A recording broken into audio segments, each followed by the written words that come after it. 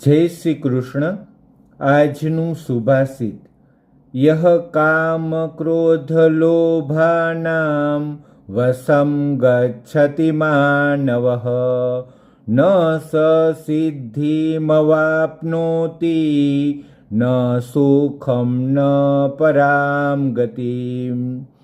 આ સુભાષિતમાંથી આપણને એ સંદેશ મળે છે કે જે વ્યક્તિ કામનાઓ એટલે જુદા જુદા પ્રકારની ઈચ્છાઓ, ક્રોધ અને લોભને વશ થઈ જાય છે તે ખરેખર દુષ્ટતાનો ગુલામ બની જાય છે.